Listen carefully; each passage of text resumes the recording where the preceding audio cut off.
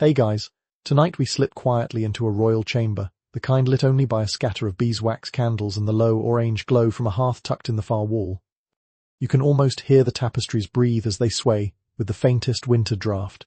This is not the room where proclamations are signed or where noblemen bicker over borders. It's the room where a queen's private whims can ripple outward until they change the shape of a kingdom. And yes, you probably wouldn't survive this court for more than an afternoon unless, of course, you had the good sense to stay quiet and pour wine at the right moment. So before you get comfortable, take a moment to like the video and subscribe, but only if you genuinely enjoy what I do here.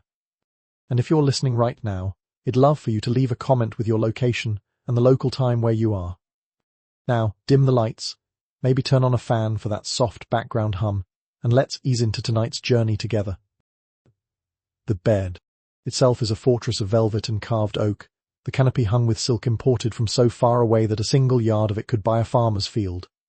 You run your hand over the fabric and find it warm from the heat of the fire, faintly scented with rosewater. It's here that she rules most effectively, not with parchment or sword, but with the gentle, deliberate tilt of her head and the glimmer of a knowing smile. Historians still argue whether such influence should be called manipulation or simply survival. In a court where men carried swords into breakfast, the line between charm and weapon was a fine one, and queens knew it better than anyone. On the small table by the bed is a gilded goblet, the wine within dark as garnet. Two chairs face each other before the hearth, one slightly closer to the fire than the other. The nearer seat is hers, the further one is where the truly important guests sit. Not at the great table in the hall, not before the council, but Herrige's almost. Touching, voices kept so low the guards outside can only hear the occasional soft laugh. You notice how the walls themselves seem to lean in. The tapestries, heavy with stitched scenes of hunts and battles, soften the echoes, wrapping the space in intimacy. Somewhere beyond them, the great corridors are cold and still, the only sounds the faint metallic sigh of armor shifting and the long creak of beams in the roof. But here, inside this circle of warmth and candlelight, the queen decides things that will never be written down. Her lapdog, a small, long-haired creature with eyes like polished chestnuts, pads over to you and sits squarely at your feet. It tilts its head as if it, too, wishes to hear what will be said. You have the sense that even the animals here are part of the performance. Once, a visiting ambassador stayed too long at this fireside, charmed into forgetting his careful instructions from home. In the morning, he departed with a new treaty in his satchel, not quite, realizing that its terms favored her court far more than his own. The queen's smile had been dazzling, the ambassador's blush had been the talk of the kitchens.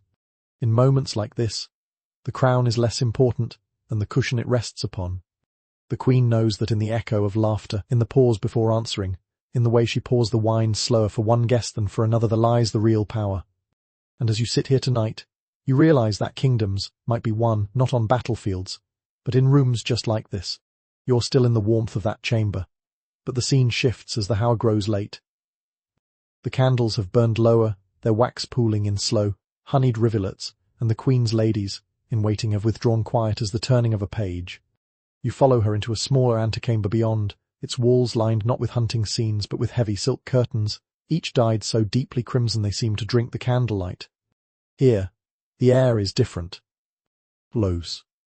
The kind that makes whispers feel louder than they are.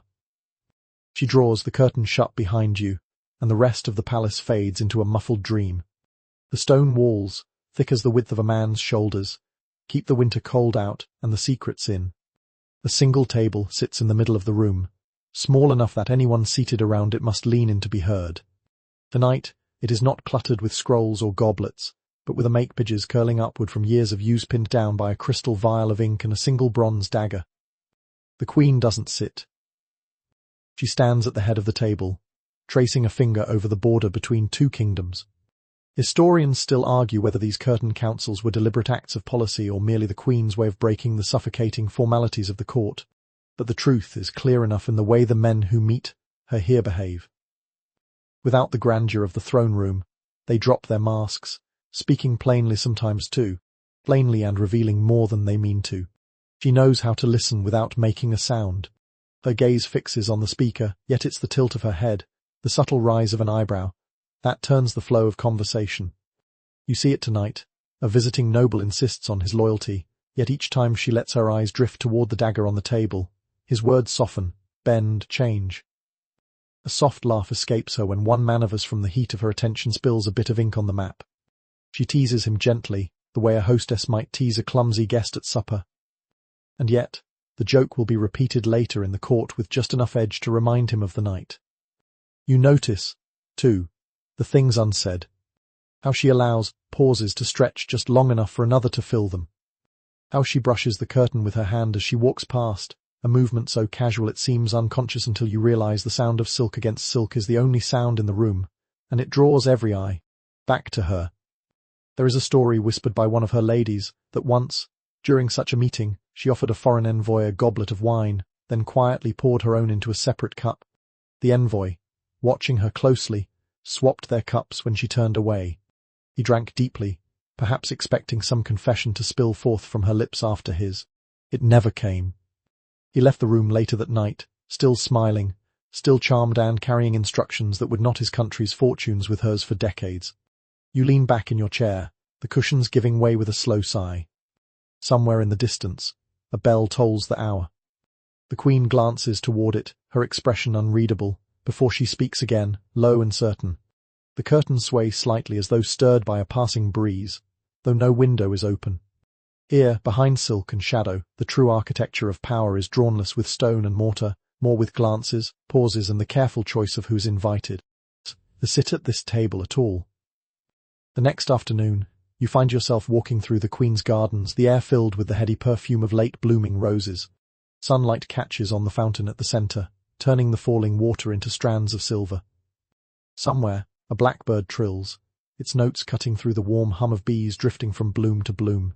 It's peaceful at least until you notice the small knots of courtiers gathered along the gravel paths, their heads tilted just enough to follow the Queen's movements. She walks without haste, her skirts trailing lightly over the stones, pausing now and then to touch a petal or lean down to inhale the scent of a flower. But it isn't the roses that hold her attention. At her side is a young court musician, handsome enough to make even the older ladies sigh, his lute slung casually over one shoulder. He says something you can't quite catch, and the Queen laughs, not the polite ripple she gives in the throne room, but a warm, unguarded sound that carries down the path.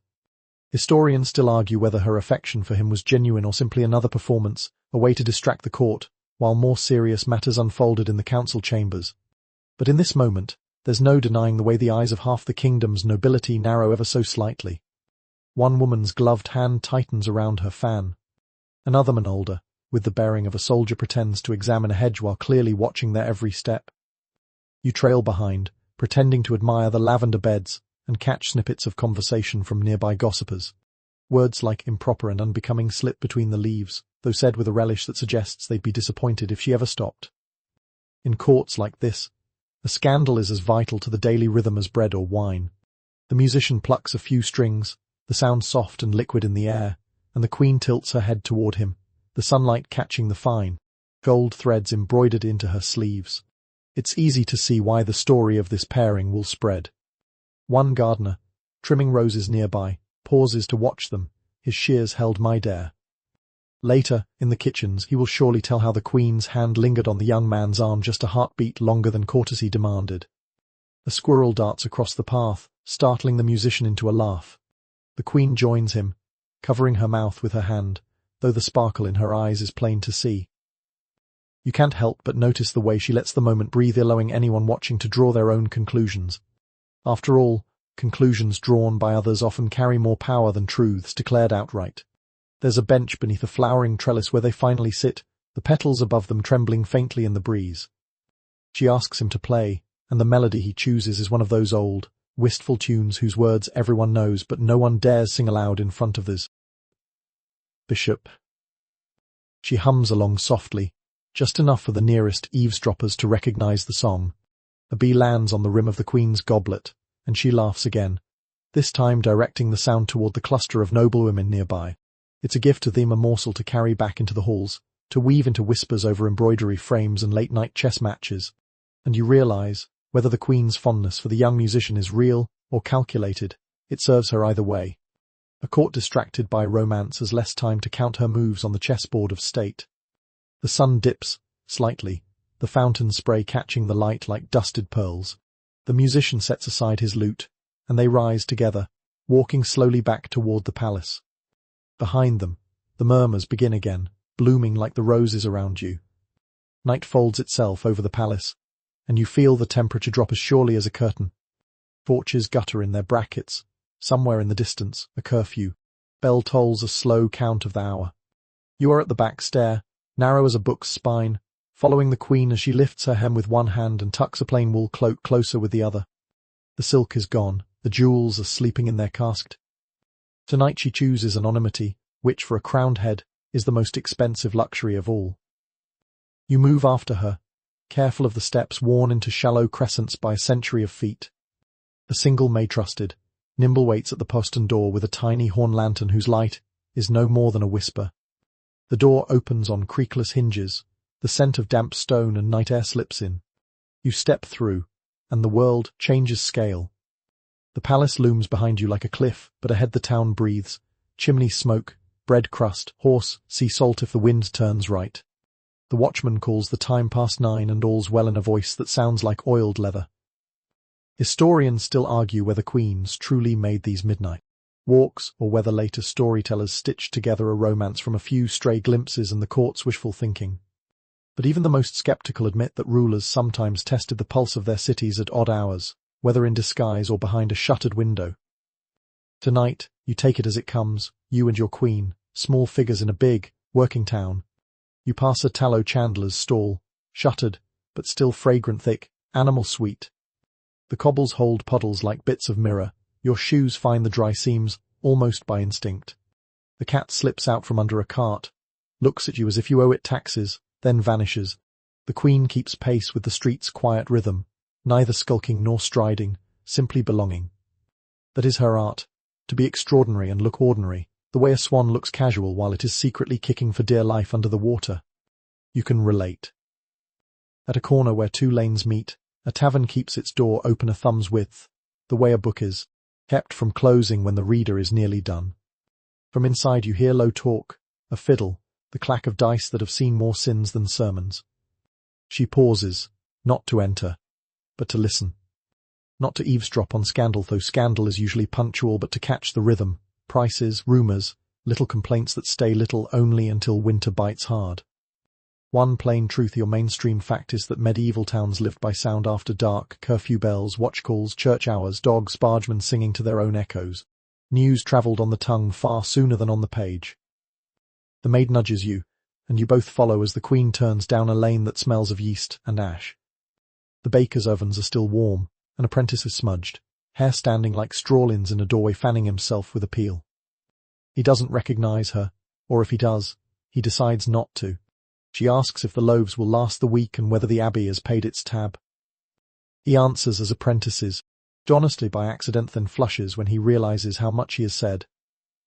The queen thanks him, presses a coin into his palm, and suggests more water with the duff. He grins. Advice is a form of attention, and attention from a stranger is its own crown.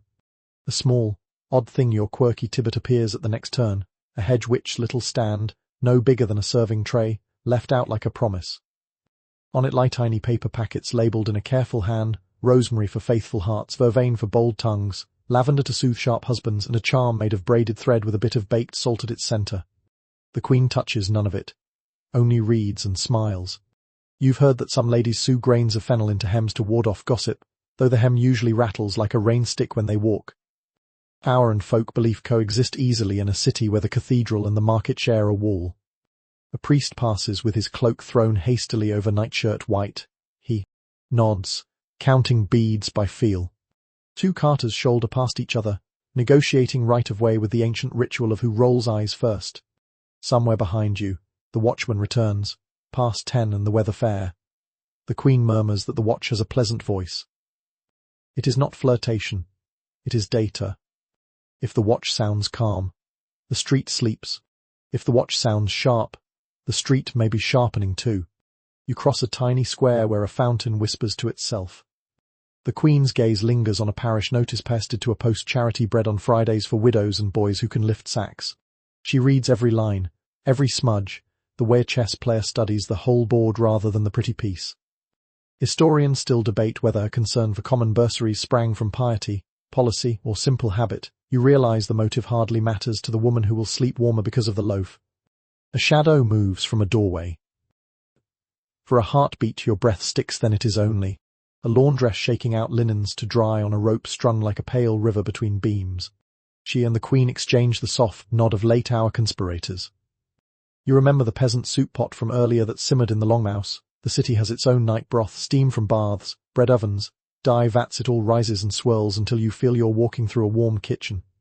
You almost make a joke about being marinated in municipal flavors, and then you do make it, under your breath.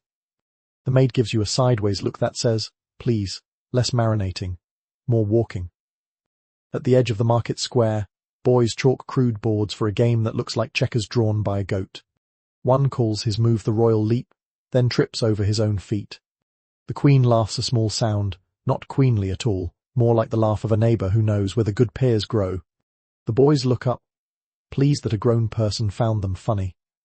Humor, used gently, is a bridge you can cross without paying toll. You turn toward the river.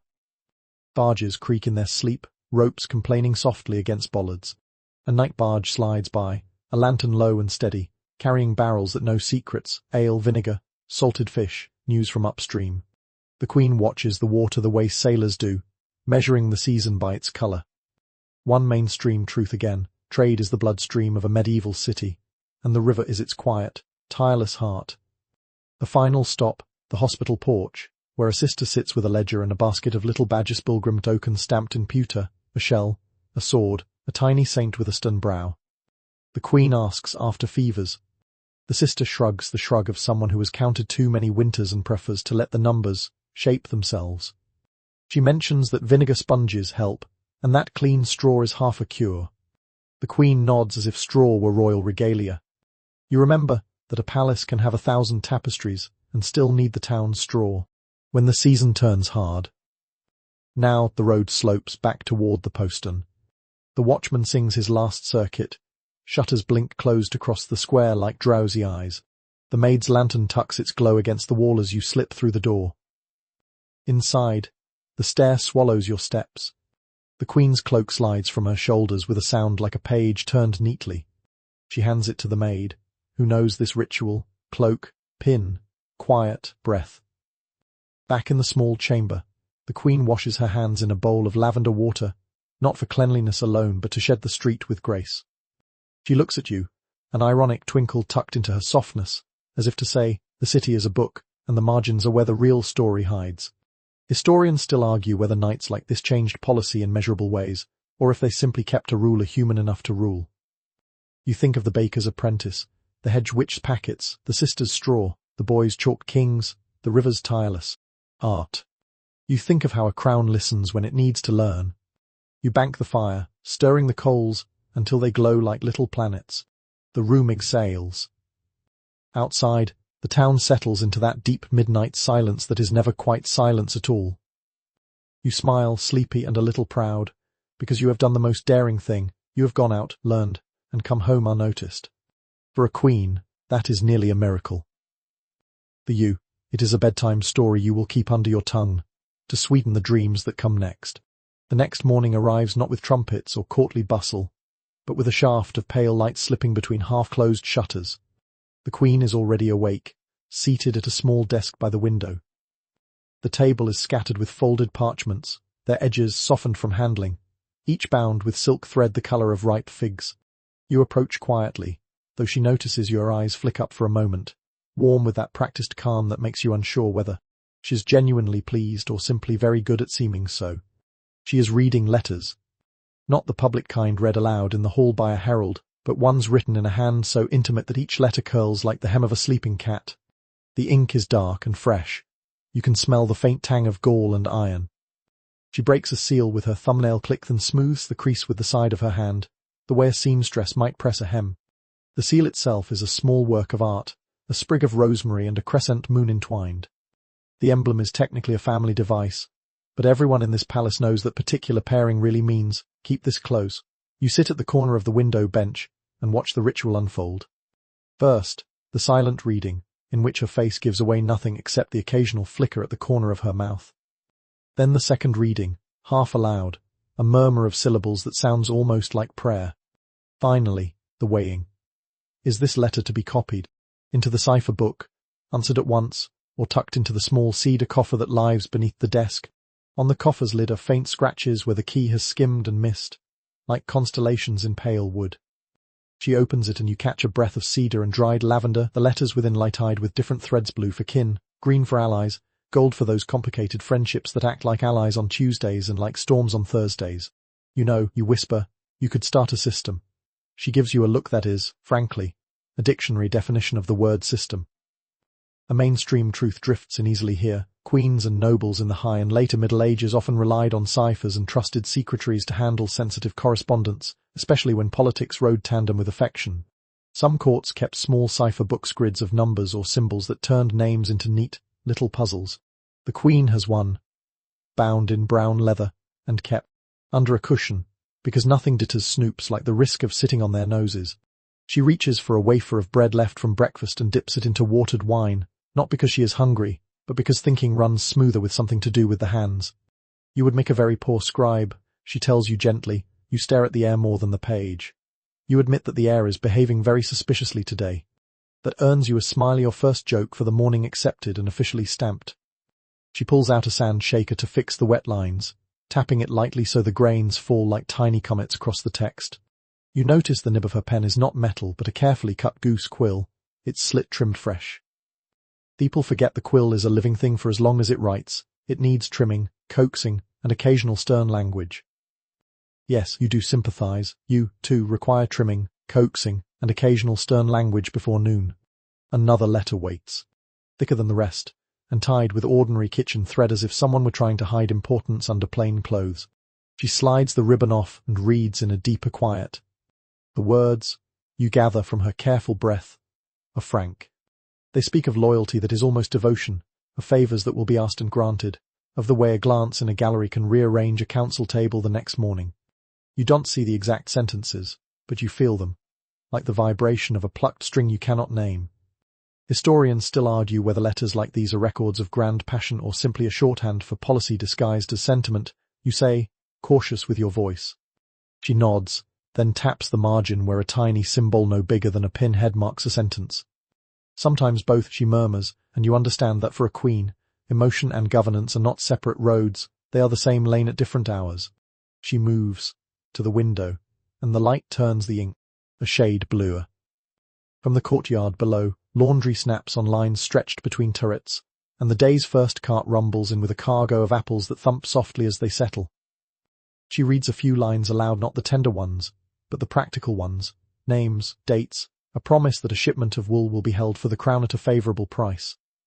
Then, one line so sweet it makes your ears warm. Ah, you say, grasping at composure, an early example of mixogyny writing. She laughs.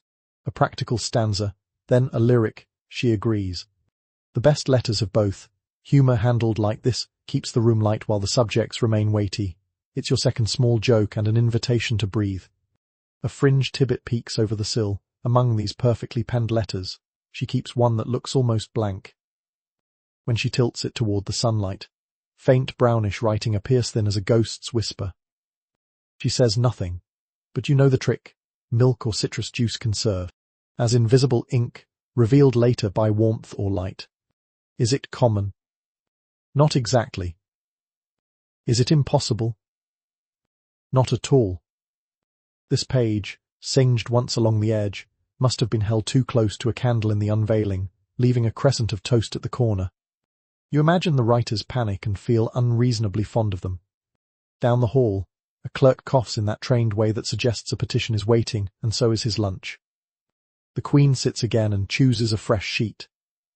She writes with a measured hand, not hasty, not slow, the way a person walks who has no need to run. You can read only the first words by my own hand, and in confidence, for she pulls the page a breath closer. She asks you to pass the little sand pot. You obey as solemnly as if you were passing a chalice. Will you answer him? You venture, thinking of the handsome musician in the gardens, and the way gossip turns like a millstone even when there's no grain. I will answer all of them, she says, setting her jaw with a softness that is somehow stronger than steel. No word unanswered. That is policy as well as courtesy. A queen's mail is never merely mail, it is the map of a kingdom written in miniature, ports, monasteries, cousins, old alliances that feel like worn slippers, new ones that pinch like fresh shoes. She calls for her secretary, a woman with ink on her fingers and a mind crisp as frost. The secretary arrives with a ledger and a little box of wafer seals, stamped with bees. Bees. You ask. Diligence and sweetness. The secretary replies, pleased. She has the clean contentment of someone who enjoys lists.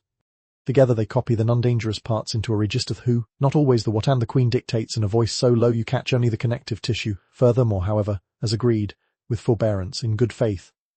It's like listening to the bones of a bird. You know the creature will fly, even if the feathers aren't yet visible. A boy from the kitchens brings a jug of warm water perfumed with a curl of lemon peel. The queen dips the nib, tests a line, and writes again. Your third light joke arrives uninvited. If letters were pastries, I suspect you'd prefer the kind with layer slaky at the top, substantial underneath. She doesn't even look up. And never underbaked, she says, entirely straight-faced, which is funnier than laughing.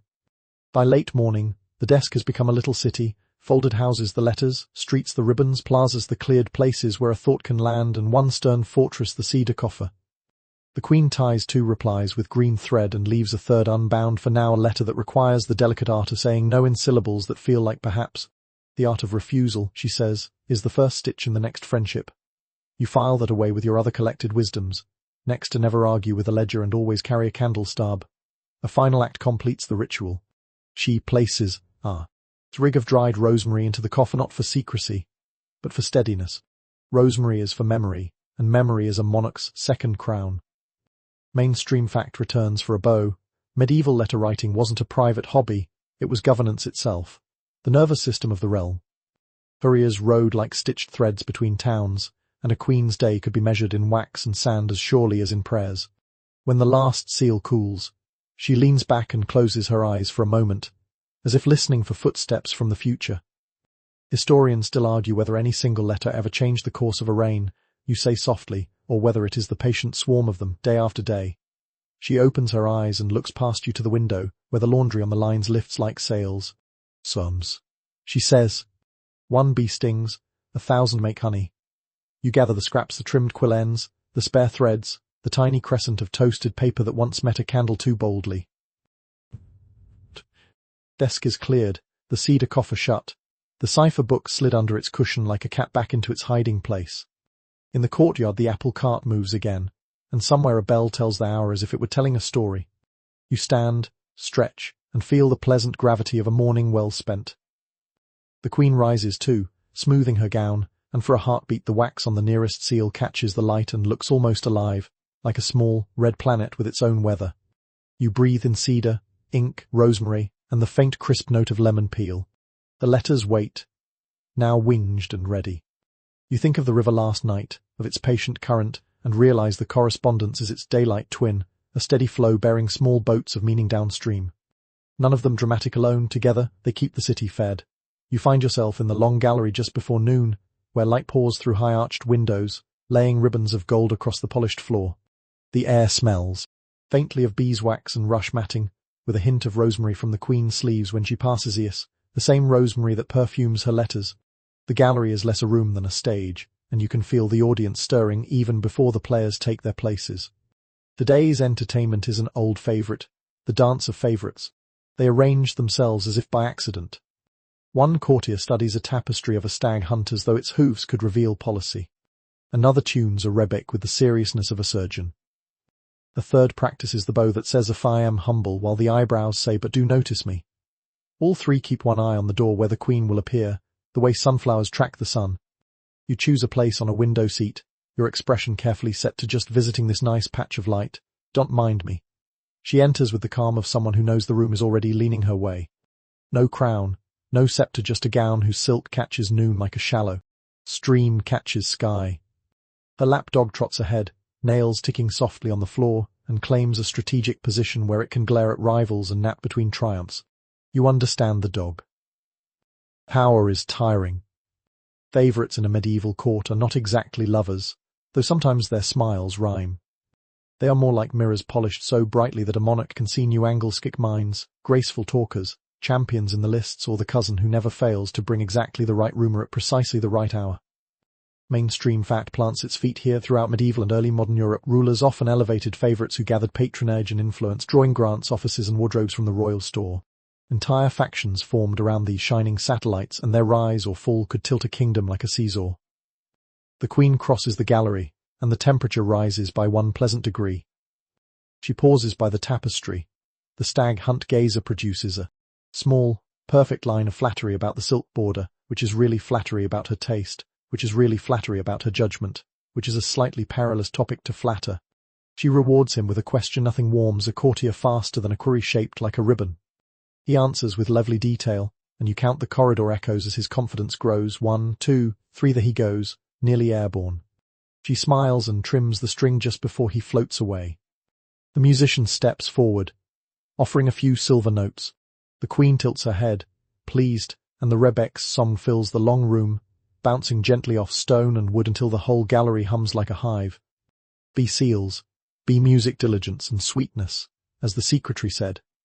The ladies cluster, pretending to share patterns for embroidery while actually mapping the wind of the queen's attention. The young knight polishes the rim of his belt buckle so fiercely that you could signal ships with it.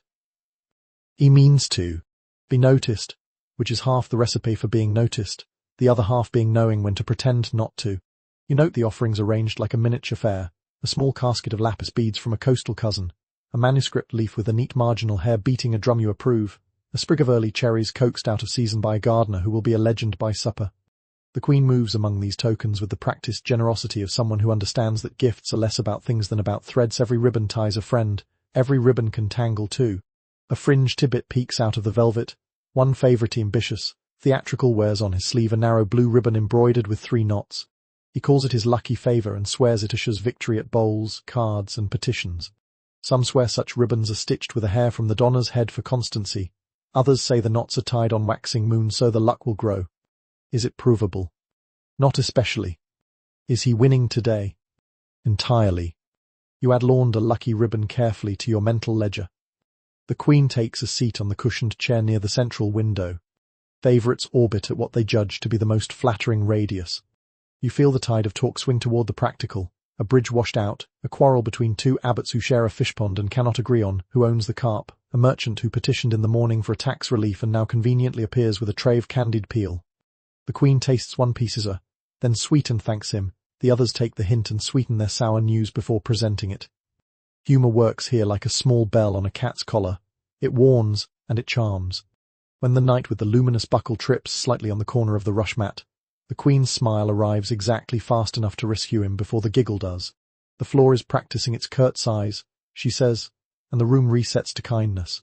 That's your first light joke of the hour, borrowed and polished. You mentally applaud. The queen's true art shows in moments of choosing. A petition comes in 2 parts, land for one, license for another. She asks the musician gently, banter soft, what song best suits a compromise.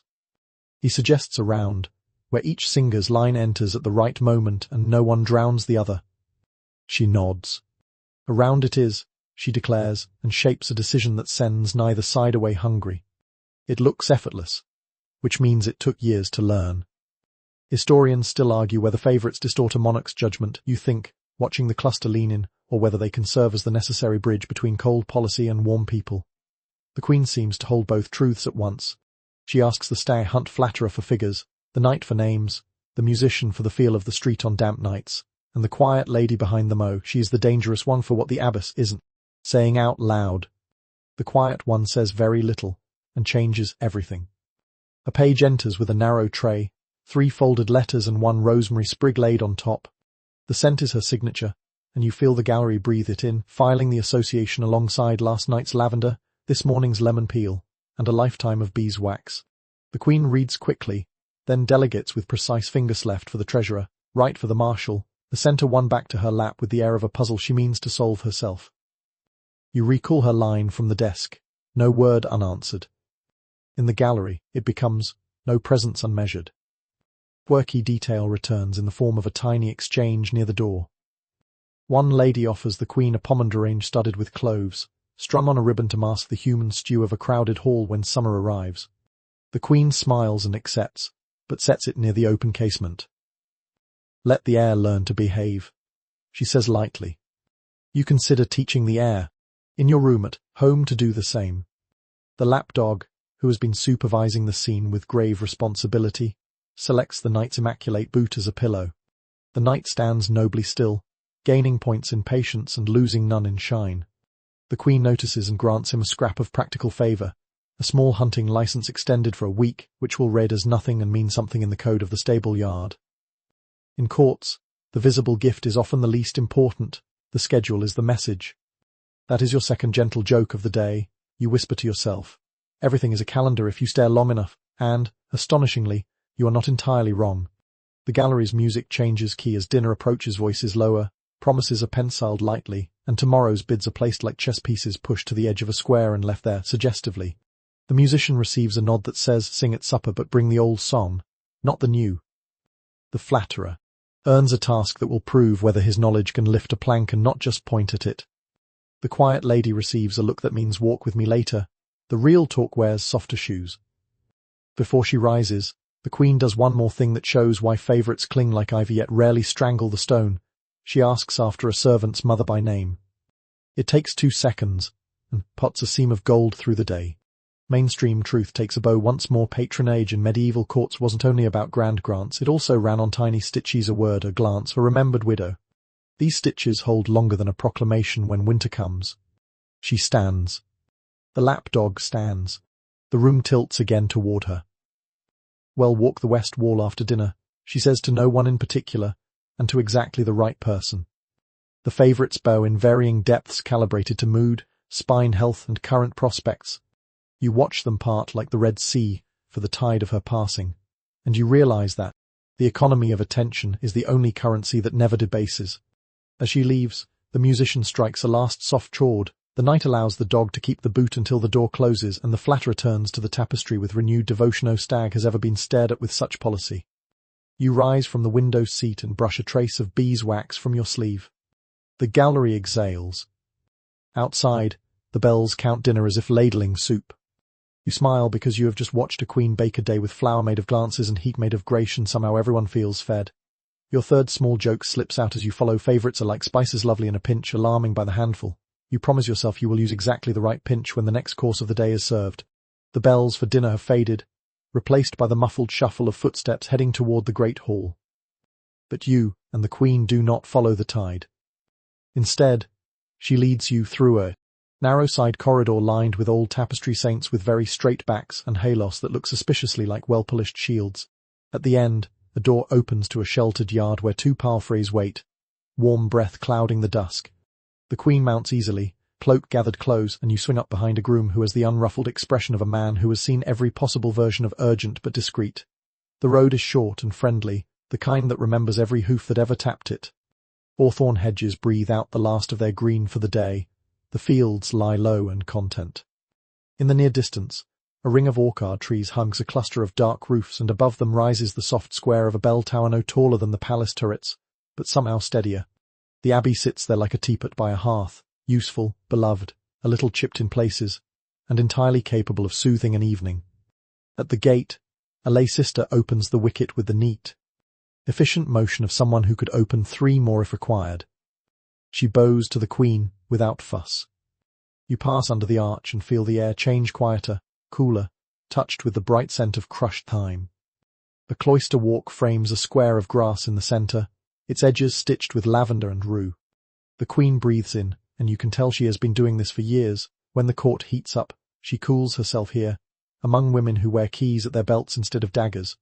A prioress meets you in the passage, hands tucked into her sleeves, eyes kind and candid. She is the sort of woman who calls laundry the domestic liturgy and makes it sound like a sacrament. The Queen greets her as an old friend, offering the rosemary sprig from this morning's desk.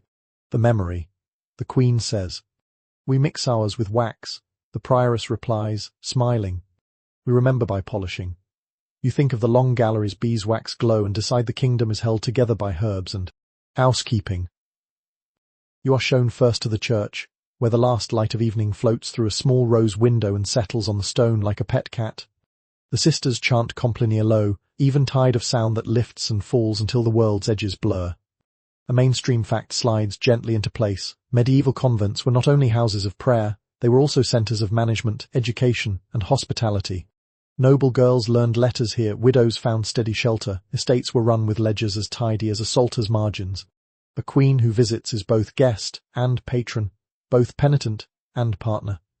After prayers, the prioress shepherds you toward the guest hall, not the refectory, which is for silence, but a room with benches that have learned to creak politely.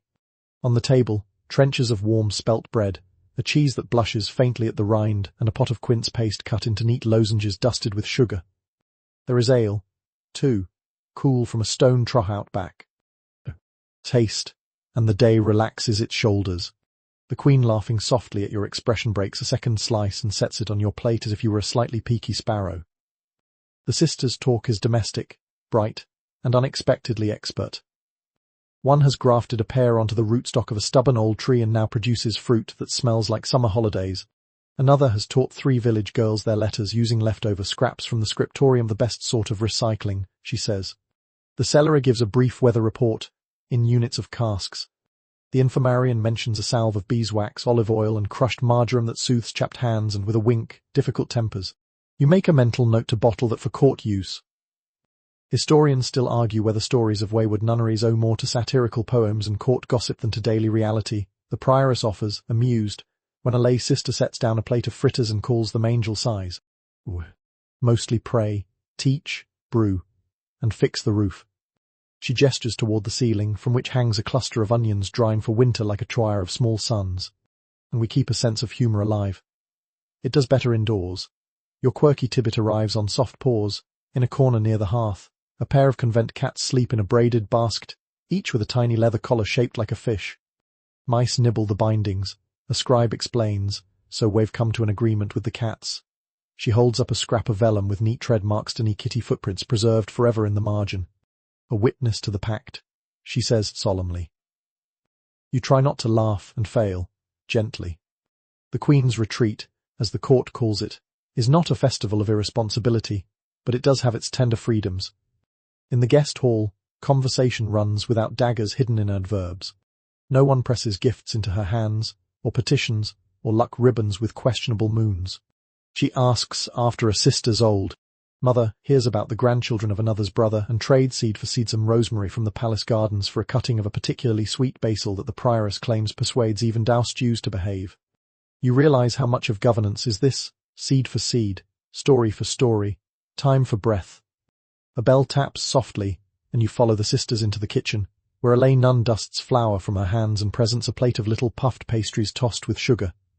They're called pstinan in the French house that sent the recipe, she says cheerfully. Some people, less respectfully, call them. She pauses with a look at the prioress, who nods in saintly resignation. Nuns farts. The room breaks into scandalized laughter, the sort of laughter that leaves everyone lighter and no one wounded. You try one. They taste like clouds that went to finishing school. You help. This is the kind of place where guests are quietly expected to be useful. You carry a tray, you slice apples, you learn the monastery trick of turning a stubborn jar lid by wrapping it in a strip of damp cloth. The Queen, apron on, wields a spoon with serene competence. I am very good at stirring, she says, eyes bright. Also at letting things simmer. There's your first small joke of the section, and she lands it with the gravity of a theologian. Later, the prioress invites you into the herbarium, a square of earth bounded by low wattle fencing. Moonlight washes the leaves until every plant seems silvered. Sage, rue, feverfew, a dignified rosemary bush that would absolutely command a council. Bees sleep in their woven skeps along the wall. The prioress touches one gently, like a blessing. She speaks about times when the abbey's ale kept a village steady in a thin harvest, and about the winter when the orchard honey paid the thatcher. Another mainstream truth looks up from the soil. Religious houses were economic lungs for their regions, breathing in rents and tithes, breathing out work, food, teaching, and care. In the scriptorium, a sister trims a quill while another paints a tiny violet in the margin beside a prayer for travellers. The Queen stands very still to watch, as reverent as if the violet could hear. You notice a curious little tool on the desk, a pounce bag, stitched from linen and filled with ground cuttlefish bone. The scribe dabs it on a fresh page to make the surface friendly to ink. It also removes greasy fingerprints, she says, pointedly, not glancing at you. That's your second joke, and you accept your guilt with grace, tucking your hands behind your back as if they were contrite children. There is, tucked away behind a curtain, a small parlour for visitors with embroidery hoops and a window that opens onto the orchard. The Queen sits with the prioress there for a while, their voices low and companionable. They do not conspire, they compare notes. How are the bridge repairs going? Has the miller stopped short measuring? Or these village boys sharing one pair of boots for all the church feasts again? They are. It is becoming a tradition. There may be a boot rota. The Queen offers the Abbey a barrel of dried fish for winter. The Abbey promises blankets for the palace almonry. It is patronage, yes, but it is also friendship stitched in even, durable thread. Historians still argue whether queens used such retreats to escape politics, you think, listening to the soft cadence of their talk, or whether they came precisely to practice a gentler kind of it. Watching them, you suspect the answer is both. The world is heavy. Sometimes the best way to carry it is with 4 hands and a good recipe for quince. On your way out, a lay sister slips a little packet into your palm, lavender, to tuck under your pillow. Breeze, she says. And for memory. You promise to remember. At the gate, the cats are awake again, demonstrating the clause in their contract that guarantees nightly supper. The prioress presses your hands, then the Queen's, and says simply, "Go safe." The phrase lands with more weight than a benediction, because it contains a hope and a plan. Roads riders, guards who know their own boots from the communal pair. Back on the path, the orchard breathes apples into the dark. The Queen rides quietly for a time, then says, almost to herself, "There are places where the noise settles into sense." You nod, feeling the lavender packet warm in your glove. Your third light joke tries to appear something about nuns' farts being an aid to contemplation, but you let it go. Some jokes are better saved, like quince in a jar, for the exact right winter night. The palace lamps bloom ahead as you return. Inside the postern, your steps sound louder than they did when you left, as if the stones want to be in on the conversation. In her small chamber, the Queen unfastens her cloak and sets a sprig of basil in water, a green flag of truce for tomorrow's stew. You bank the fire until it glows like a hive at dusk. And as you lie down, already floating towards sleep, you understand why this not quite holy place feels like sanctuary, not because it denies the world, but because it cleans it, kneads it, jars it up for winter, and sends you home with a pocket full of lavender and a recipe for patience. The morning breaks, soft and pale, the kind of light that makes even the armour in the guardroom look gentle. You follow the Queen through a side passage into a smaller receiving room, not the grand throne hall, but a jewel box of a chamber panelled in walnut and lined with niches for displaying gifts. This is where she holds her private audiences, though the term is misleading. Nothing that happens here remains private for long. The air smells faintly of orris root and warmed wood. The steward stands ready with a ledger, a page with a tray, and a small pyramid of folded silk packets that look suspiciously like promises. She sits near the window, where the light is honest. One by one, visitors approach with offerings, a brooch like a tiny sun, a clasp chased with vines, a ring set with a green stone that pretends to be emerald and might actually be honest about not being so. The ritual is choreographed with the bow, the compliment, the gift set down on the velvet pad, the Queen's glance weighing not only the gold but the timing, the backstory, and the way the giver's shoulders either relax or hold their breath. You lean slightly to see the ledger. The steward writes short, tidy entries: name, item, origin, intent suspected. You privately rate that last column as the most accurate account book in Christendom. Mainstream truth steps forward in a gleam. Royal courts kept detailed gift rolls listing presents in and out, especially at high feasts or New Year, because generosity both received and returned was a form of accounting. Patronage moved in parcels as often as in proclamations, and jewels were coins that happened to sparkle.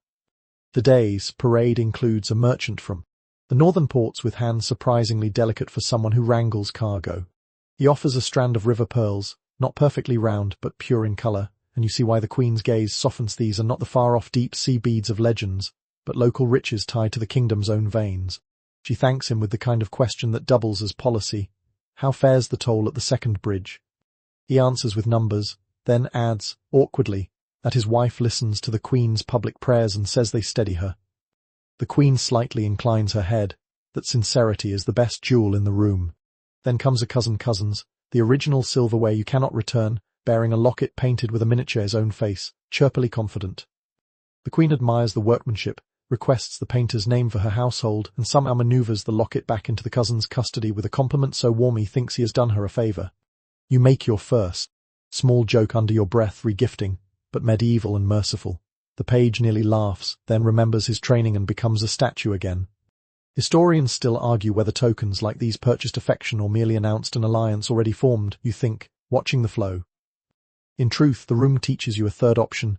Gifts create a shared object, something both parties can point to later and say, we made this moment tangible.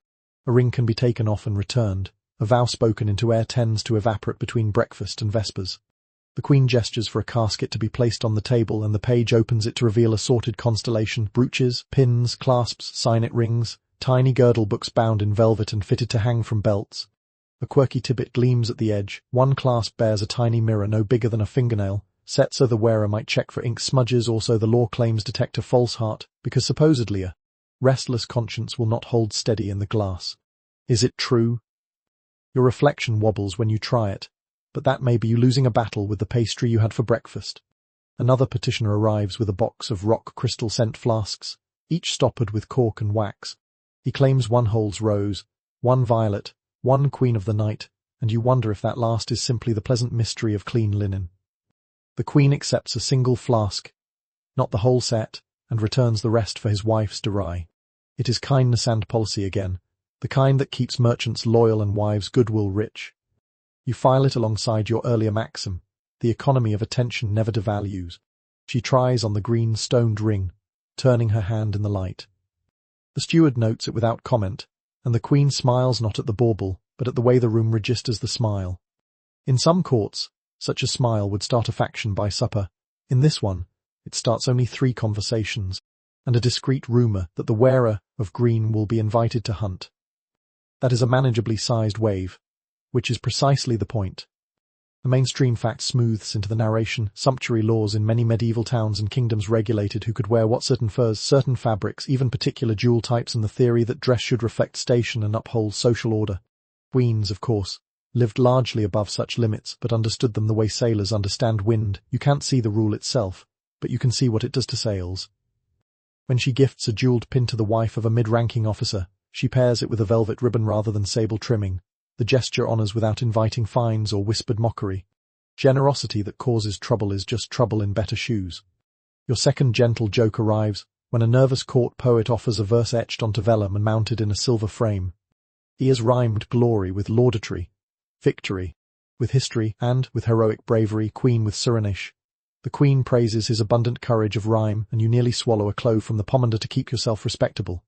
Later, she will have her secretary find him a teacher who can gently remove the ish from his serenity. Between petitions, the Queen opens a small drawer hidden cleverly in the table legis. The furniture isn't on the secret life of the court, and brings out a thin chain with a little token, a livery badge of a heart couchant. She fingers it briefly before tucking it away again.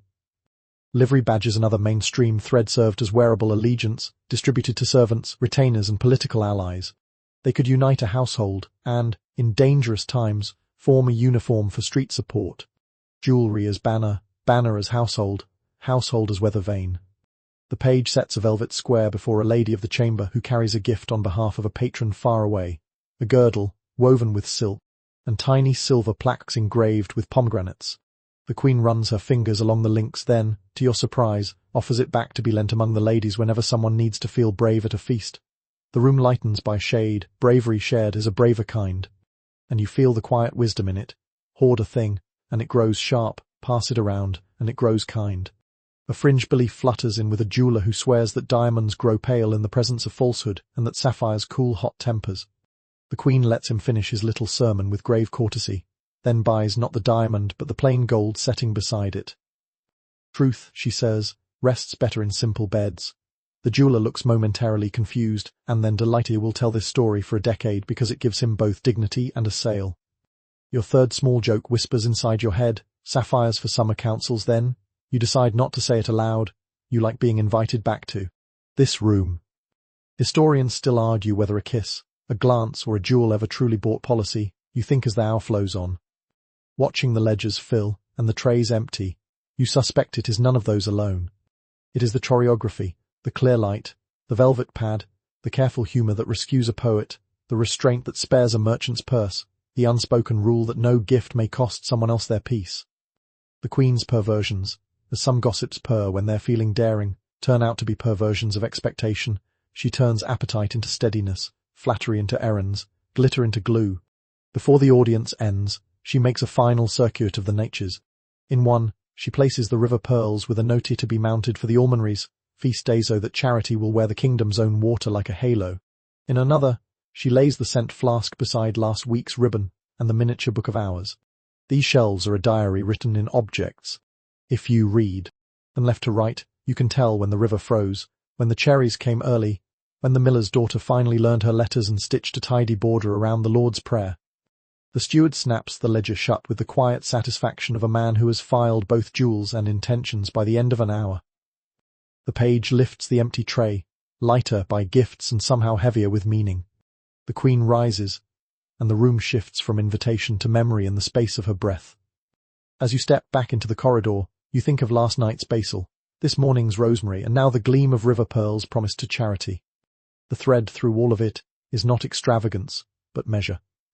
You catch yourself smiling as the door closes. If anyone asks what you saw, you will say, a queen who never lets the glitter blind her to the ledger, or the ledger blind her to the person.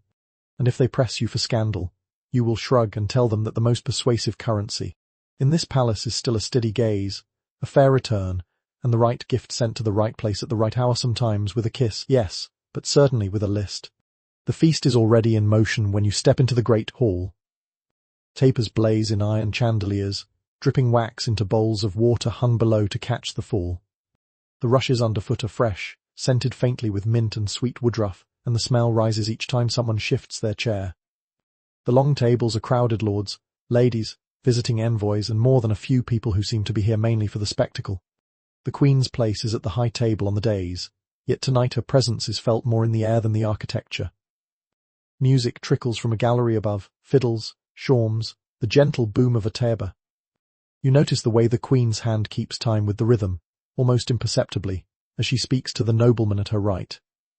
Then she glances toward the space cleared for dancing, just enough of a glance for the musicians to shift, without any overt signal, into something livelier. Dancing at court is its own form of language. Mainstream fact has it that in late medieval courts, dances were not just entertainment but also a sort of social chessboard, partners chosen with care, distances closing or widening according to rank and intention.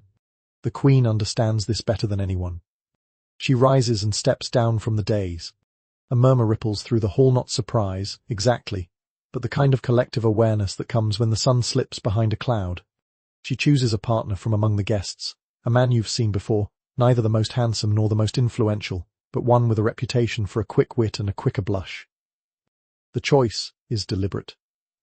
The two stand before the musicians. The first measures are slow, ceremonial, hands barely touching, steps tracing a pattern like vines curling around a trellis. Then the rhythm quickens. She moves closer. The murmur grows into a low hum as courtiers watch the distance between them shrink to a hand's breadth. It is just close enough to set tongues wagging, but not so close as to give the bishop heart failure. Your first light joke slips into your thoughts, scandal by the inch, slow enough to enjoy, fast enough to notice. You don't say it aloud. The music already has a mischievous grin.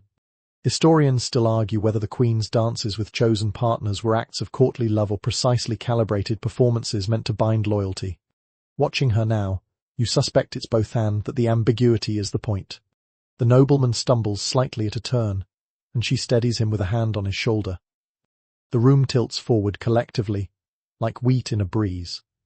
The musician at the rebec nearly loses his place, rescued only by the drummer's steady hand. Quirky tidbit for the night. Some courts believe the way a dancer turned during the bass dance revealed their true feeling. Stern left at the right moment, and you were subtly signaling favor, turn right, and you were politely withdrawing it. You watch closely. The Queen turns left, then right, then left again, a rhythm that says, "I'll let you wonder." When the dance ends, she steps back and applauds her partner with a smile that is half benediction, half challenge. He bows too deeply, then retreats into the crowd, flushed and blinking. The gossip will braid his expression into a dozen different stories before dawn. The next tune begins and the queen chooses a partner of far lower rank, a captain of the guard, his boots clean but plain. Here, her smile is warmer, less playful, more a gift than a spark. She lets him lead, which surprises everyone, and you notice how the hall softens. A queen can dance to claim attention. She can also dance to lend it. A servant slips past with a tray of spiced wine. You take a cup, the heat blooming in your hands, and lean against a pillar to watch. The high table is buzzing. Some guests look delighted, others a shade unsettled. The queen's ladies exchange tiny, conspiratorial nods. One of them catches your eye, tilts her head toward the dance floor, and mouths, "Watch her feet." You do.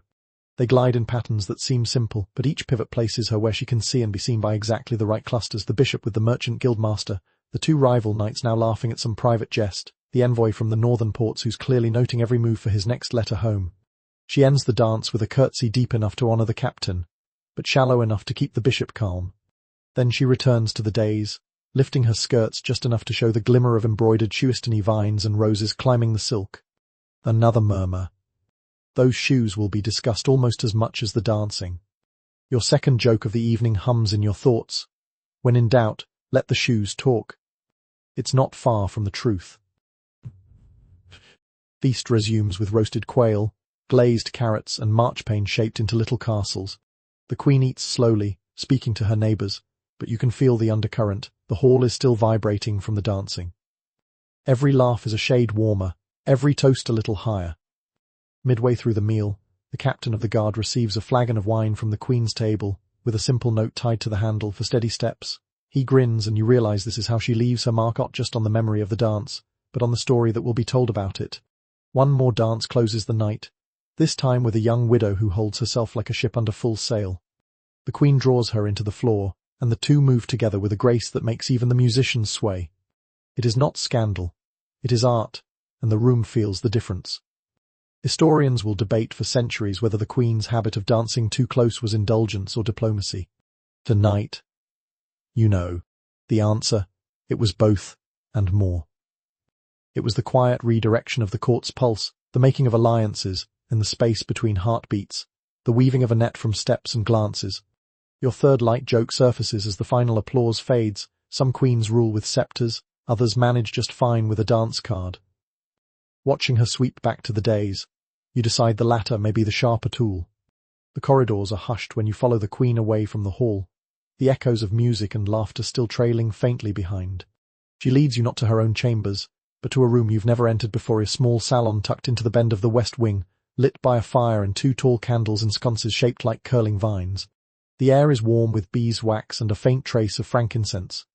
On the far wall hangs a great mural, and at first glance it looks like a biblical scene, draped figures, flowing robes, the kind of solemn poses meant to impress a visiting bishop. You step closer. You see it is something else entirely. The colours are rich but softened by years, deep lapis, faded crimson, gold leaf worn to a gentle glow. The figures are familiar, but their faces, they're not saints. You recognize, with a small jolt, that several bear the likenesses of people you've seen in court, past favourites, trusted envoys, even that captain of the guard who danced with her tonight. And there, in the centre, is the queen herself, seated beneath a bower of roses, a book in her lap and a smile that is just shy of private. Historians still argue whether this was painted as allegory or as something less formal. You think, aware of the flicker in her eyes as she watches you notice. The official story, she murmurs, is that it represents the virtues of the realm: fidelity, wisdom, valor, mercy, each portrayed by a model citizen. But the painter, she adds with a hint of mischief, had a very flexible notion of virtue. Your first light joke stirs before you can stop. If this is virtue, I should probably sin more often. She hears the thought on your face and laughs, not loudly, but with a warmth that says she's heard far worse in this room. A quirky tidbit emerges as she points to a tiny figure in the lower corner, half hidden behind a painted column. It's a court jester, rendered so small you could miss him entirely, holding up a mirror angled toward the queen's painted face. The mirror is no larger than a fingernail, but in it, the reflection is a golden crown and a single sprig of rosemary. The painter was fond of puzzles, she says. Some visitors have stood here for hours trying to find them all. She shows you another. The book in her painted lap is open to a page where the illuminated letter is entwined with a tiny green vine. Is it for Regina, Queen? or rosemary again. Historians still debate, but here, in the soft flicker of firelight, she seems to enjoy the uncertainty. The mural is more than ornament. It's a ledger in colour. Some figures are shown in pairs, glancing toward each other, others stand alone, gazes fixed outward. Those who fell from grace are painted near the borders, their features a little softer, as if distance has blurred them. The ones who remain in favour stand nearer the centre, in richer colours. It is a political map disguised as art, a careful arrangement where pigments hold as much weight as proclamations. She moves to a cushioned bench before the fire and gestures for you to sit. From a small casket on the low table, she draws out a folio of parchment sketches studies for the mural. The faces are looser here, caught in motion rather than frozen in the formal stillness of the finished work. You notice how some lines linger over a curve of a smile or the fall of a sleeve. The painter's eye was as much about affection as anatomy. Mainstream fact touches down. In many medieval courts, mural and tapestry programs were used as subtle instruments of propaganda, reinforcing dynastic claims or celebrating alliances. But here, you suspect, the agenda is more personal, a record of who mattered, and when, and perhaps why. Your second gentle joke surfaces as you study one sketch where the Queen's expression is just a little more amused than in the final painting. "Did you win an argument that day?" you ask. She tilts her head, eyes glinting. "I rarely lose them." In the corner of the room is a small table holding pigments in shells, malachite green, vermilion, ochre, kept as if the painting might one day be touched up.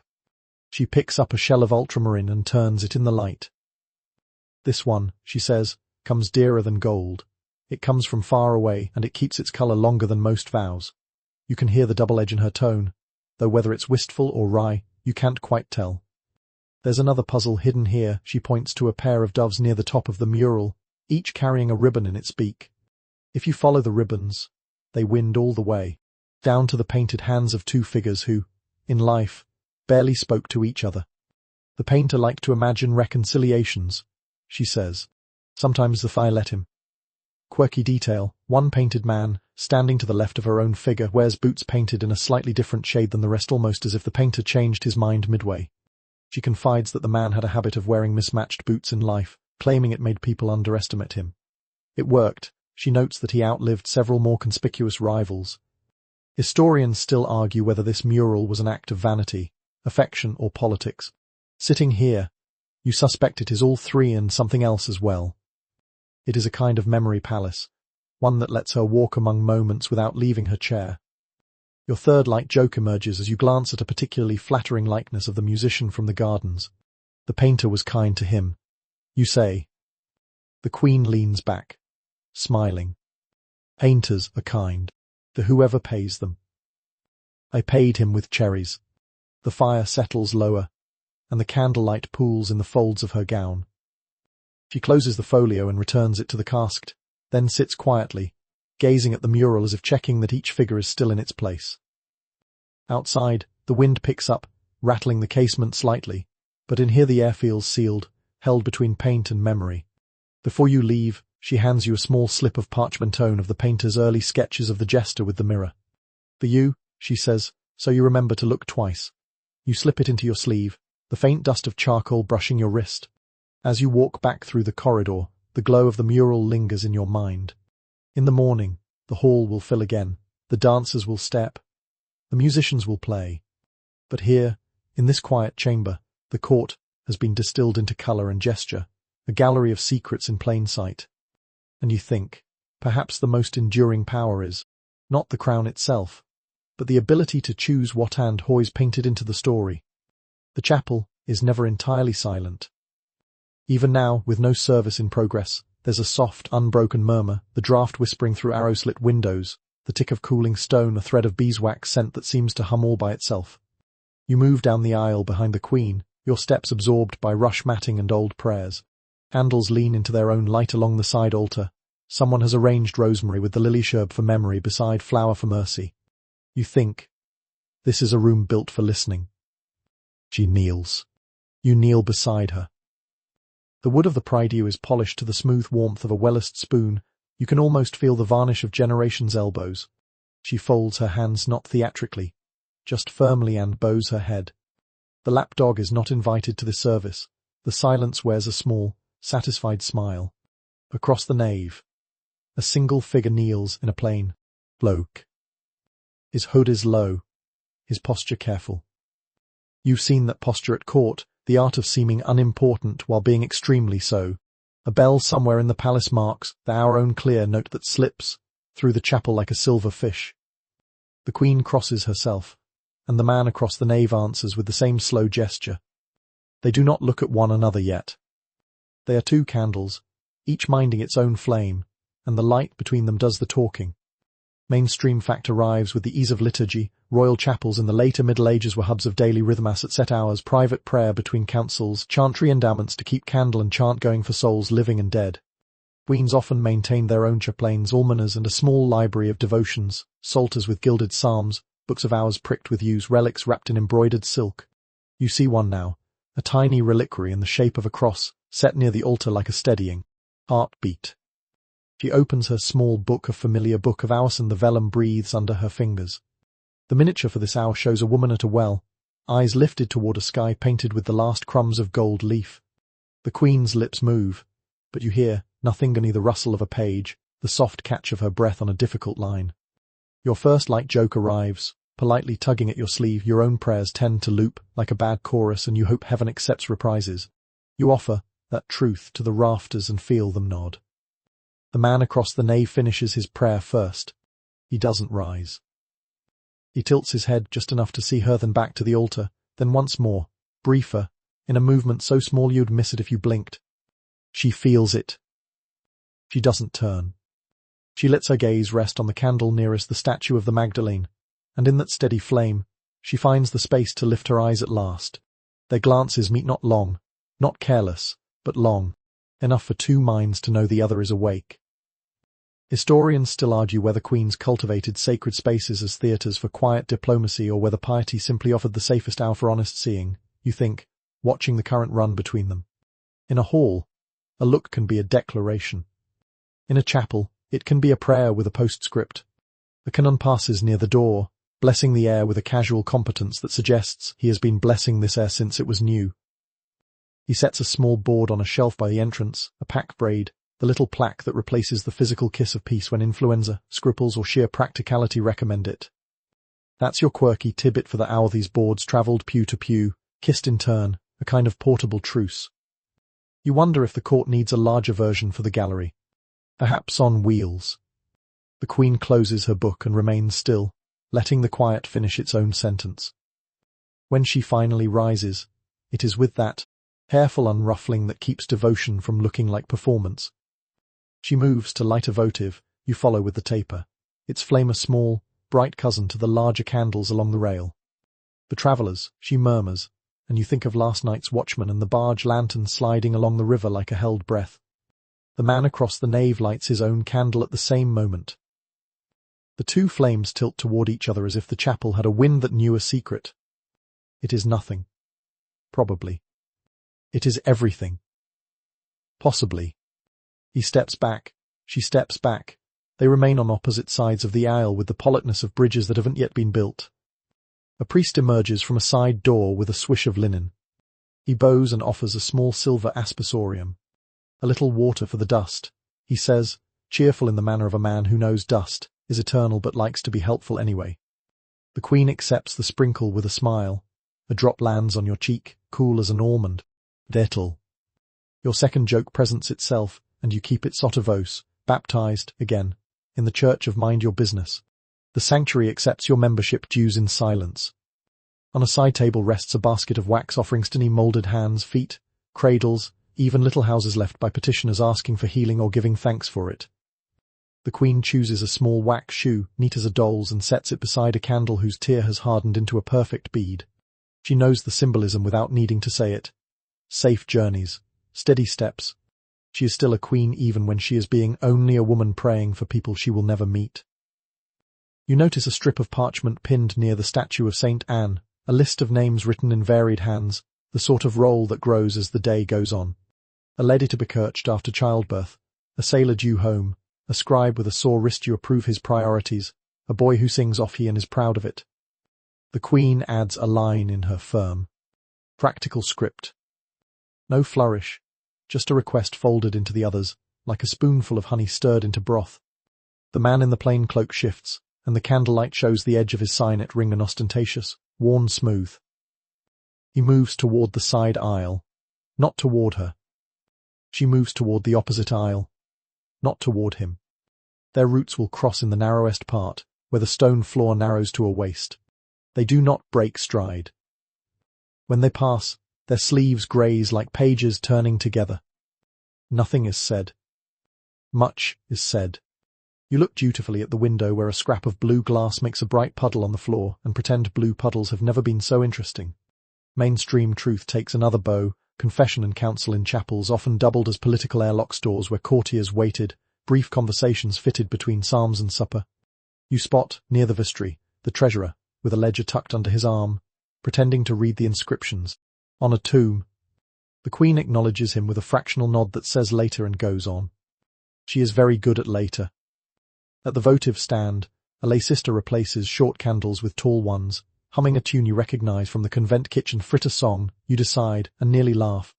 The sister offers you a stub of candle for pockets and adds, conspiratorially, that stubs are excellent for softening wax seals at inconvenient doors.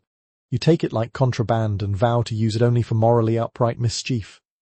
Your third light joke bubbles up as the incense hangs in a faint blue veil. If holiness had a flavor, it would be rosemary and beeswax with a pinch of practical ash. You keep that one for yourself.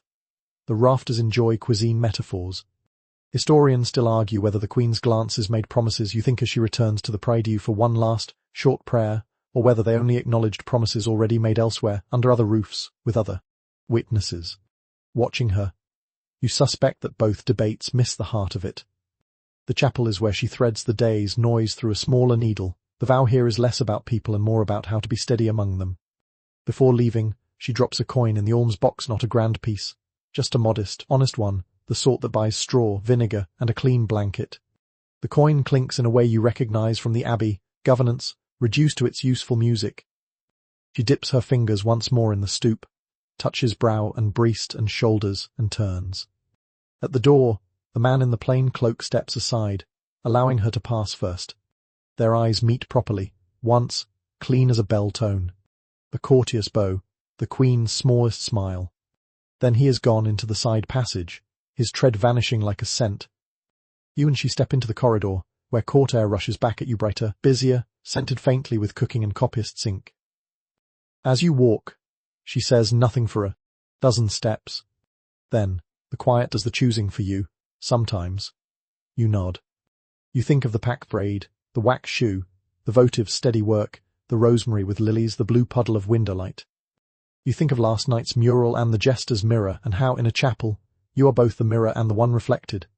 The day, which had been loud with jewels and dances, settles into a shape you can carry. At the turn of the corridor, a boy from the almonry waits with a basket of bread and a list. The Queen takes the list, tucks the stub of your smuggled candle into the basket for him for your seals, she says, and sends him off grinning.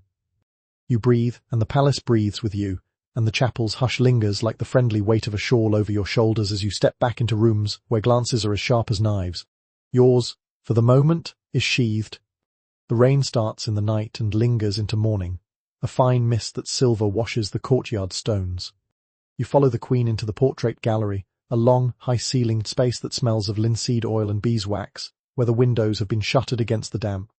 Lamps burn low along the walls, catching the gilt frames so they gleam like picture book sunsets. Here hang her collected hearts. The official record calls them portraits of notable allies, patrons, and companions of the realm. Unofficially, the arrangement of these faces is its own kind of diary. The canvases vary in size, some near life-size, others no bigger than a folio page, tucked between heavier frames like notes between chapters. Mainstream fact first, in late medieval courts, portraiture was a relatively costly art, commissioned less for vanity than for legacy-marking lineage, sealing marriage alliances, or celebrating diplomatic triumphs. Yet here, among the stern dukes and respectable cousins, are faces whose place in the gallery is less than strictly political. You start with a tall canvas of a knight in blackened armor, his helm tucked under one arm, his free hand holding a sprig of rosemary, a detail almost invisible against the dark. The Queen pauses beside it, her gaze unreadable. He insisted on the sprig, she says.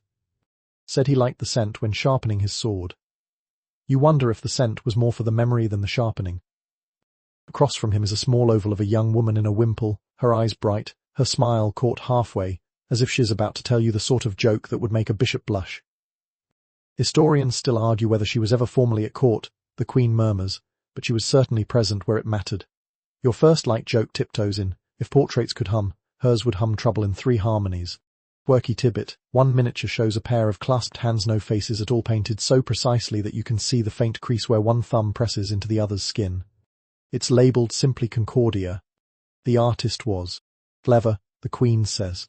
He could paint a likeness from life, or from memory, or from what he suspected. You suspect the latter in this case. The gallery is arranged not by chronology or rank, but by a rhythm only she seems to understand. A merchant's portrait, heavy with the textures of fur and velvet, hangs next to a simple ink wash of a man in a scholar's cap. Across from them, a trio of brothers stare outward, their resemblance clear enough that the painter may have reused the same face 3 times, adjusting only the beards. They shared one suit of ceremonial armour, the Queen says dryly. It was more efficient for the painter to share a face as well. That earns you your second gentle joke, a family resemblance or a family receipt. Halfway down, you find a work unlike the others, a panel painted on both sides. On the front, a lady in hunting garb holds a hawk, eyes direct, posture unyielding. On the back, visible only if you step around, is the same woman in a soft gown, her hair unbound, the hawk now perched on the sill behind her. I keep her facing out, the Queen notes, but I like to know the other side is there. Mainstream truth threads back in. Double portraits were rare but not unheard of, sometimes designed for folding altarpieces, sometimes to reveal one identity in public and another in private. This one, you sense, is both confession and keepsake. At the end of the gallery, under the arch of the west window, hangs the smallest painting of a simple head and shoulders of a boy no more than 16. His tunic is plain, his hair a little untidy, his expression half defiance, half hope. The Queen stands before it a long time. A page, she says quietly, who could outrun every courier and always brought the right news, no matter the weather. Her hand rests lightly on the frame, she does not elaborate. Your third small joke stays soft. Some crowns are carried faster on 2 legs than on any horse. A quirky detail from the far wall. 1. Portrait is visibly unfinished, the background still in charcoal, the clothing only blocked in with flat colour. The painter died before he could finish, the Queen explains. I left it as it was. There's truth in work that stops. Between 2 heavy gilt frames is a gap, the kind you'd think is for a missing piece being restored. Empty on purpose, she says when you glance at it. Sometimes the absence tells a truer story than the face ever could. You can feel the weight of that answer in your ribs. Historians still argue whether these collected hearts were trophies, tributes, or memorials. Standing here, you think they are all 3 but also a map, one that charts a different sort of territory. Not borders of land, but borders of trust, affection, and the shifting shape of loyalty. When you leave the gallery, the rain has stopped, and the air smells of wet stone and rosemary from a pot on the sill. You can't shake the feeling that the faces are still watching, not out of suspicion, but as if they are keeping the Queen company in a way no council ever could. The Queen's dressing room is warmer than the rest of the palace, the air perfumed with a dozen scents that mingle into something you can't name: rose, sandalwood, lavender, a faint trace of clove. It's not the sweet cloud of a young bride's chamber, nor the sharp edge of a merchant's spice chest. It's a layering, like the weave of a tapestry, each thread deliberate, each chosen for how it will read in the room and, more importantly, in the mind of whoever breathes it in. The space itself is intimate but ordered. A tall mirror framed in carved walnut leans against the wall, its glass rippled faintly like calm water. A table beneath the window holds combs carved from bone, brushes with bristles soft as kitten fur, and little crystal bottles stoppered with cork and sealed with wax. Beside them, a shallow bowl of dried rosemary sprigs and orange peel warms in the morning sun, releasing a scent that hovers in the air like a memory. Mainstream fact: medieval courts took fragrance serious, and not merely for pleasure, but for health and politics alike. Physicians advised scented waters to strengthen the heart and ward off miasma, while savvy courtiers knew a distinctive scent could become as recognizable as a heraldic crest. The Queen knows this instinctively. Today's blend rosetta with a thread of rosemary means approachability wrapped in composure. She seats herself before the mirror. A lady in waiting loosens her hair, and it falls in a soft, dark river down her back. Another stands ready with a ribbon dyed the color of crushed pomegranate. Historians still argue whether certain queens used scents and attire as deliberate instruments of influence or whether these things were simply habits of state. You think, watching her choose between two small jars of salve.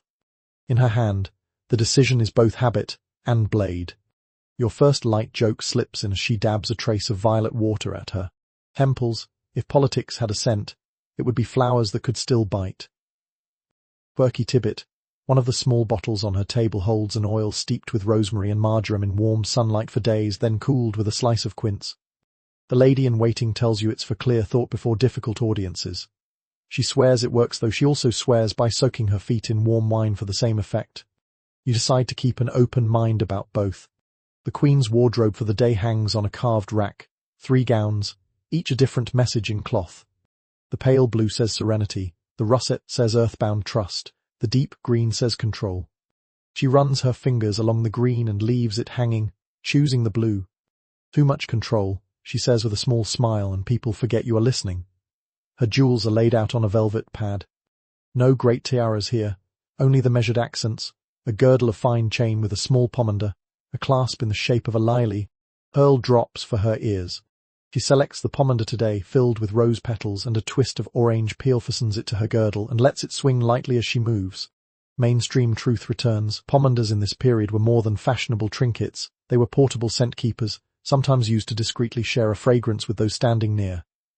In a crowded audience hall, the Queen's scent will reach people before her words do.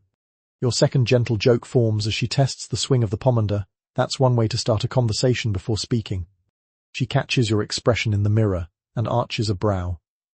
She tests fabrics against her skin, checking how the light from the window plays on each. People think I choose colors for what they say about me, she says, but I choose them for what they whisper to others about themselves. You feel the truth of it. The pale blue softens her face in a way that will encourage confidences, the way a candlelit alcove encourages secrets. A servant brings in a silver tray with a narrow-necked bottle of rosewater. She pours a little into her palm and smooths it over her hands, not enough to leave them damp, just enough to leave the faintest trace of fragrance when she shakes someone's hand. The scent will cling longer than the conversation. Quirky detail. One of the combs on her table has a hollow spine filled with powdered cloves and crushed orris root. Each stroke releases a faint scent into her hair. It's practical, the lady-in-waiting says. Also keeps the comb from being borrowed without asking. The Queen leans toward the mirror, checking the fall of her hair and the set of her shoulders. No gesture is wasted. Each touch to her face, each adjustment to her girdle chain is a rehearsal for the day's theatre. Historians might list her allies by name. You suspect she keeps another list in her head, those who are swayed by a scent, a color, a texture, the curve of a smile. Your third light joke arrives as she secures the last pin in her hair. If influence were a garment, she's already stitched the hem before anyone else finds the cloth. When she rises, the air seems to rise with her. The pale blue gown flows to the floor, the pomander sways gently, and the scent in the room shifts just enough that you realize she has layered it: violet close to the skin, rose and rosemary on the air, orange peel in motion. It's a chord, not a single note. As you leave the dressing room, the scent trails after her like a ribbon, threading through the day ahead. You think of the gallery's collected hearts, the murals' painted puzzles, the chapel's steady candles. This is just another form of the same art, deciding what to keep close, what to let others carry away, and what to leave lingering in the air for those who understand how to read it. It begins with laughter. Not the polite ripple of the gallery, or the silvery glint of the feast, but a warmer, looser sound that rolls through the long, dining chamber. You follow the Queen inside and see why. The table is a patchwork of dishes that would make the bishop frown and the palace physician sigh. Here are trenchers of sugared almonds beside platters of roasted quail, pies filled with figs and honey, pitchers of spiced wine breathing cinnamon into the air. Candles crowd the table, their flames leaning toward each other like conspirators. This is the last midnight feast her ladies speak of with fond treachery, final gathering before the year's end, or before a journey, or before some quiet shift in the court's tide. There is no set date. The Queen calls it when she pleases. Tonight, you sense, she is marking an ending only she can name. She sits at the head, not with the distant formality of the great hall, but close enough to touch the sleeves of her neighbors. Her crown is absent. In its place, a thin circlet of gold leaf twisted into her hair, already tilting from laughter. Historians still argue whether such feasts were harmless indulgence or subtle tests of loyalty. You think, settling beside a plate of sugared pears. Watching her, you know they can be both. Your first light joke surfaces as you reach for a pear. If loyalty were measured in honey, would all be stickier than this tablecloth. The guests tonight are a curious blend: two trusted ladies in waiting, the musician from the gardens, the quiet lady from the gallery, the captain of the guard, and, unexpectedly, the merchant with the river pearls. Servants drift in and out with more food than any of you could finish in a week, and you realize the abundance is deliberate. A table like this loosens tongues faster than wine. Quirky tidbit: one dish, brought out with a little flourish, is a pie shaped like a castle. When the crust is cut, live finches flutter out, scattering feathers into the rafters. The queen laughs, and you notice she watches who laughs with delight, and who ducks away. They'll tell stories of that pie for years. She says, softly to you, but he'll remember the faces. The conversation rolls in waves. The musician strums quietly between courses. The captain tells a tale of a winter patrol that ended in rescuing a goat from a frozen pond. The goat was grateful for exactly 7 minutes, he admits. The merchant, encouraged by the queen's questions, paints a vivid picture of the port during herring season, so vivid you can smell the salt and hear the gulls. Mainstream fact joins the feast. Late-night gatherings in royal circles were often where real decisions were brokered, away from official record. Here, a grant of land can be promised over marchpane. There, a dispute between two abbots smoothed over a shared jug of warm ale. The formality falls away, but the stakes remain. The queen rises briefly to refill her own cup, a signal for others to serve themselves as well. She moves behind chairs, touching a shoulder here, leaning to hear a half-whisper there. You can see her weaving threads. A word to these captain about river security, a reminder to the merchant to send a letter by the southern courier, a quiet question to the quiet lady that makes her smile for the first time all night. Your second gentle joke arrives when the pie castle is replaced by a pyramid of marchpane roses. No one can start a war on a stomach full of flowers. You keep it to yourself. But the truth is in the room's softened air. Quirky detail: one of the queen's ladies has brought a small silver box containing candied fennel seeds, which she presses into guests' palms as tokens of clear speech. The queen pockets a few with a raised brow and murmurs for tomorrow's council. As the night deepens, the candles burn lower, their light slipping into gold pools on the table. Someone begins a round of an old harvest song, the kind everyone knows in fragments, and soon the room is full of mismatched harmonies and laughter at the wrong verses. The queen's voice is clear in the chorus, low and certain, holding these rhythm together. Historians still argue whether nights like these truly mattered to the course of politics, or whether they were simply the indulgences of a ruler confident enough to waste time. Watching her pour another cup for the merchant, while sliding a note into his hand under the table, you suspect they mattered more than any council vote. By the time the feast begins to break apart, the table is a battlefield of crumbs, wilted herbs, and empty cups. The queen stands, thanks everyone for bravery in the face of dangerous quantities of sugar, and sends them off with parcels wrapped in linen of bread, fruit, and a wedge of cheese for the road, even if the road is only to bed. Your third light joke slips in as you accept your parcel. If diplomacy tasted like this, no treaty would ever fail. When the room empties, she lingers, hands resting lightly on the back of a chair. The fire is down to embers, the air sweet with the ghosts of cinnamon and roast quail. Sometimes, she says, it's not the crown that holds the kingdom together. It's this and long table, everyone fed, and the memory of laughing at the same thing. You walk back through the quiet corridors together, the sound of the feast still warm in your bones. Behind you, the candles in the dining chamber burn down to nothing, leaving only the scent of honey, spice, and the last midnight before whatever comes next. The morning after the feast is muted, as though the palace itself is moving more slowly. You find the queen not in her chambers or at council, but in a small withdrawing room overlooking the orchard. The window is open a hand's breadth, letting in the smell of damp earth and the faint sweetness of bruised apples. A low fire burns in the hearth, enough to keep the chill from settling in the bones. She sits in a high-backed chair, not dressed for ceremony but in a plain wool gown, hair braided simply down her back.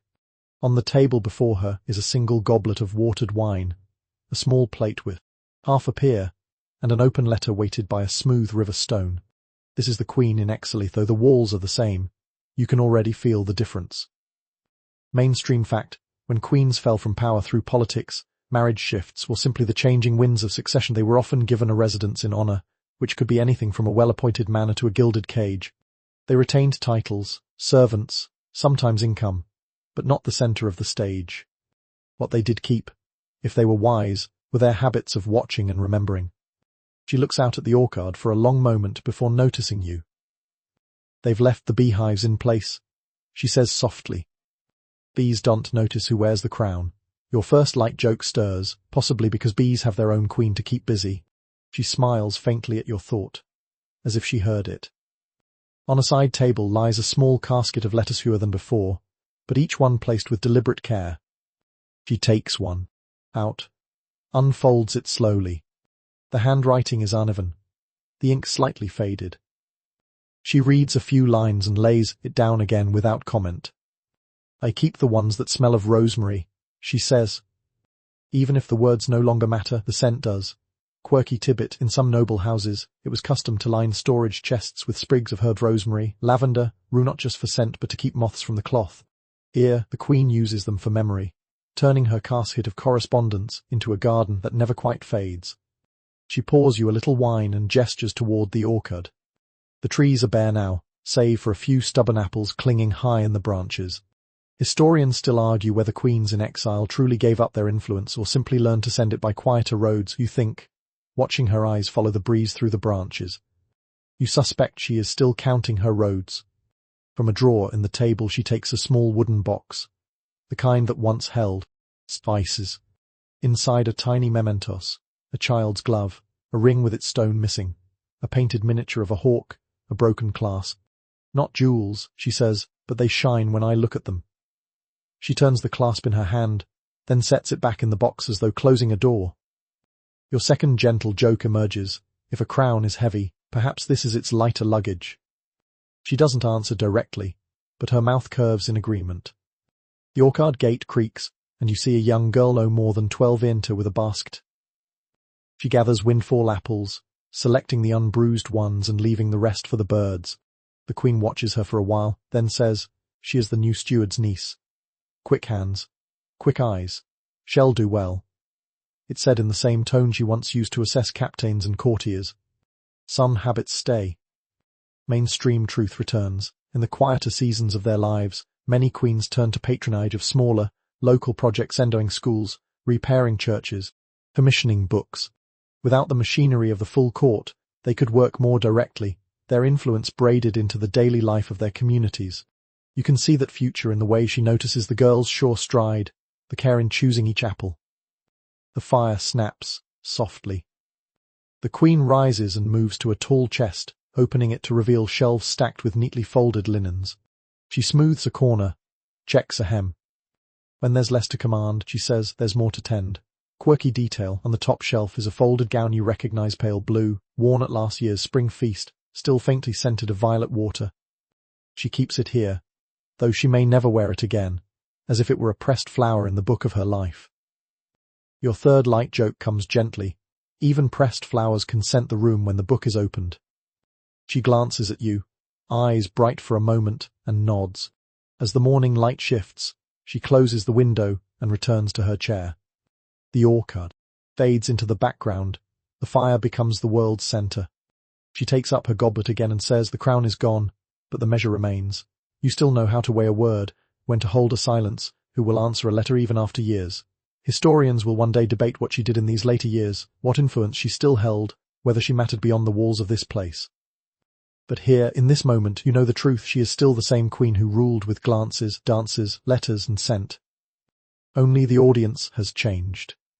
You rise to leave, and she presses into your hand a sprig of rosemary from the bowl on her table. The memory, she says, as she always has. And as you step into the corridor, the scent clings steady, unyielding, a thread tying the present to all that came before. The palace grows quieter as evening folds over it, each corridor dimming like the pages of a book closing. Somewhere far off, a single bell tolls the hour, its tone slow and even, as if it were smoothing creases from the day. You feel the hush settle over tapestries, along worn stairs, across window panes that remember rain. In the withdrawing room, the fire performs its softest work, coals breathing a low red, flame thinning to a ribbon that wavers and rests. You let your shoulders drop. The chairs, the table, the little bowl of rosemary, everything keeps you company without asking anything back. Beyond the glass, the orchard darkens to a gentle blur. A last bird gives a single note and decides that's enough. You picture the convent cats coiled in their basket, the the watchman's calm voice stepping down the lane, the river turning itself quietly beneath the bridges. All the bustle that once felt sharp becomes round at the edges now, like pebbles softened by a pocket. Breathe in warmth, beeswax, the faintest echo of rose. Breathe out letters sealed, dances finished, candles pinched. Your hands grow light, as if they've put down a bundle you carried longer than you meant to. If a thought knocks, let it pass through like a guest who only wished to see the fire and has seen it. Snow might begin, or it might not. Either way, the air has that expectant gentleness, as if the night itself were tucking you in. Imagine a door drawn to with careful fingers, a latch set without a sound, a shawl laid over your knees by someone who knows your favorite chair. The world is not less wide for being quiet. It is simply easier to cross in small steps. Close your eyes. Keep only the glow. Let the rest go by on tiptoe. Sleep, no wash, and be warm. I'm here till morning.